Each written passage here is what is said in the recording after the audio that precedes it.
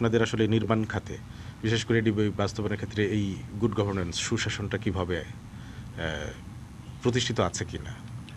আমাদের গুড গভর্নেন্সে যদি আমরা দেখি নির্মাণ খাতে, আমরা 3টা ধাপে দেখতে পারি। একটা হচ্ছে যে প্রজেক্ট প্ল্যানিংয়ের সময়, একটা হচ্ছে প্রজেক্ট ইমপ্লিমেন্টেশনের সময় কার্যের ক্ষেত্রে, আর একটা হচ্ছে পেমেন্টের ক্ষেত্রে, টাকার ক্ষেত্রে। হ্যাঁ, তো সেখানে প্ল্যানিংয়ের ক্ষেত্রে আমি মনে করি যে সেখানে আরও গুড গভর্নেন্সের স্কোপ আছে। আমি যেটা আবার ফেরত যে আমার সে আগের পয়েন্টটাতে, যে ফিজিবিলিটিতে মনে হয় আমাদের আরেকটু মনোনিবেশ করতে হবে।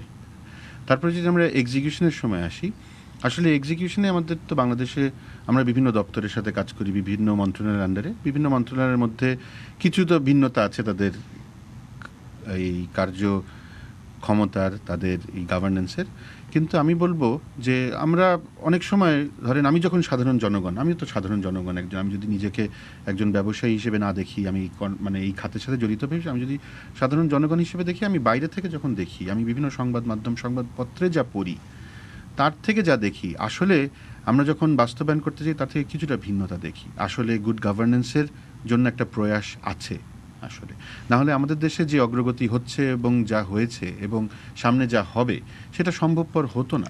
আমি আরেকবার আপনার কাছে একটু জানতে চাই, সেটা হচ্ছে আমরা মাসভিত্তিক যে অগ্রগতি পর্যালোচনা যদি দেখি, সেই পর্যালোচনাতে দেখা যায় যে এপ্রিল মেতে এসে, অর্থাৎ যে সময় বর্ষাকালের মোটামুটিভাবে আপনার কাজের বিঘ্ন ঘটে, সেই সময় যখন কাজের কর্মযোগ্য বেড়ে যায়, তখন আসলে মানটা কতটা প্রশ্নের মুখে পড়ে?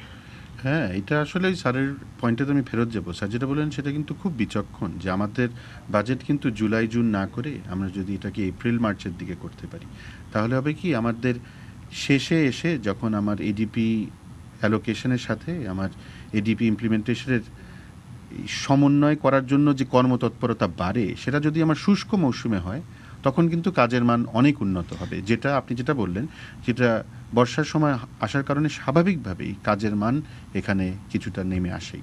তো এটা তো বছরের পর বছর ধরে হচ্ছে, তো অর্থ বরাদ্দের ক্ষেত্রে তো সেটা ইয়ে করা যাবে, ওটা কি খুব কঠিন হয়ে যায় যে শীতকালে বা ওই সময়টাতে, শুষ্ক সময়টাতে আপনাদের কাজের অর্থ বরাদ্দের ক্ষেত্রে করা যেতে পারে।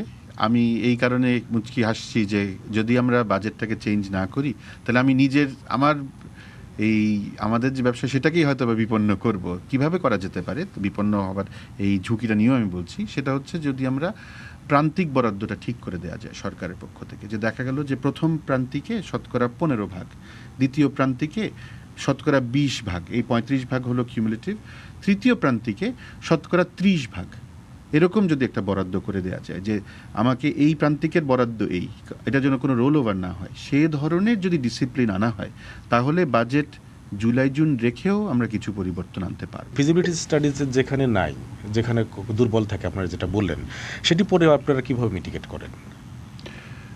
আমাদেরকে যেটা করতে হয়, যে আমরা যখন একটা কাজের কোথাও যাই, গিয়ে কাজ করি, দেখি যে ফিজিবিলিটি, সেখানে আমাদেরকে আমাদের যে ধরনের চ্যালেঞ্জেস আছে সেগুলো আমাদেরকে ডিপার্টমেন্টের সামনে তুলে ধরতেই হয়। এবং দেখা গেছে যে অভিজ্ঞতার আলোকে আমরা যেটা দেখেছি, এবং ডিপার্টমেন্টও তাদের অভিজ্ঞতার আলোকে যেটা দেখেছে, তারা অধিকাংশ ক্ষেত্রেই বাস্তবসম্মত হলে সেগুলো মেনে নিয়ে তারা সেটাকে রিভাইজ করেন, রিভাইজ ডিপিপি তৈরি হয়, সোশ্যাল রিভিশন হয়। ধন্যবাদ আপনাদের দুজনকে, ধন্যবাদ আমাদের এই প্রোগ্রামে যুক্ত হওয়ার জন্য, এবং আগামী দিন হয়তো অন্য কোনো বিষয় নিয়ে আরও বেশি কথা হবে। দর্শক, জাতীয় বাজেট উপলক্ষে সময় টেলিভিশনের এই বিশেষ আয়োজন আগামী 10 জুন পর্যন্ত চলবে, এবং একই সময়ে আমরা হাজির হব অন্য কোনো বিষয় নিয়ে। সে পর্যন্ত ভালো থাকুন, সুস্থ থাকুন, সঙ্গে থাকুন সময়ের।